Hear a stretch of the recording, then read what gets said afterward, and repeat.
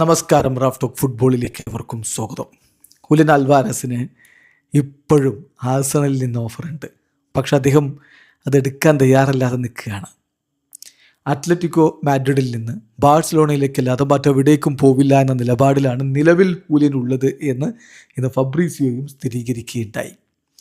ഏതായാലും ഇതൊരു പ്രശ്നത്തിലേക്ക് നീങ്ങുമ്പോൾ ഇതിനു മുമ്പ് ബാഴ്സലോണയിലേക്ക് ചേക്കേറാൻ വേണ്ടി ഇതുപോലെ ഫൈറ്റ് ചെയ്ത കുറച്ച് താരങ്ങളെ ഓർക്കുന്നത് നല്ലതായിരിക്കും.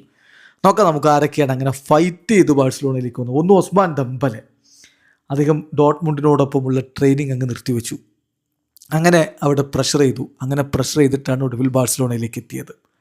ആൻറ്റോയിൻ ഗ്രീസ്മാൻ നോക്കുക, അത്ലറ്റിക്കോ മാഡ്രിഡിൻ്റെ പ്രീ സീസണിന് അദ്ദേഹം ജോയിൻ ചെയ്തില്ല.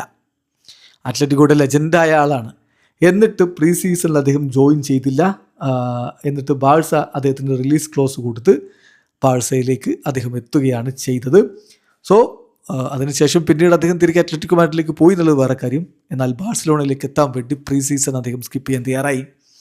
ഫിലിപ്പെ കുട്ടിഞ്ഞോയുടെ കാര്യം നമുക്കറിയാലോ. ഫിലിപ്പെ കുട്ടിഞ്ഞോയെ ബാഴ്സലോണ ഓഫർ കൊടുത്ത് വരുത്താൻ വേണ്ടി നിൽക്കുന്ന സമയത്ത് ക്ലോപ്പ് അദ്ദേഹത്തോട് പോവരുത് എന്ന് ഒരുപാട് പറഞ്ഞതാണ്. പക്ഷേ കുട്ടിഞ്ഞോ എന്ത് ചെയ്തെന്ന് വെച്ചാൽ അദ്ദേഹം ആ ഒരു ട്രെയിനിങ് പോലും നഷ്ടപ്പെടുത്തുന്ന രൂപത്തിലേക്ക് തീരുമാനങ്ങളെടുത്തു.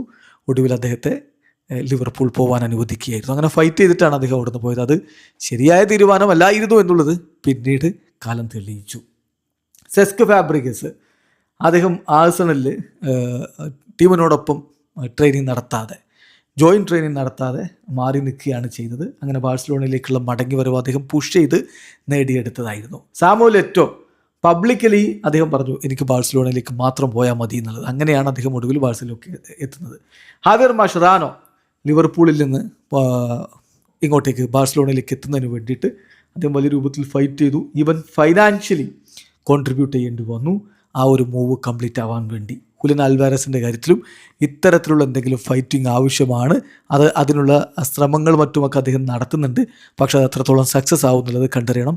ആസ് ഓഫ് നൗ അത് സക്സസ് ആവാനുള്ള സാധ്യത കുറവാണ്. വീഡിയോ അവസാനിക്കുന്നു. ഫുട്ബോൾ ലോകത്തെ കൂടുതൽ വിശേഷങ്ങളുമായി റാഫ് ടോക്സ് എത്താം.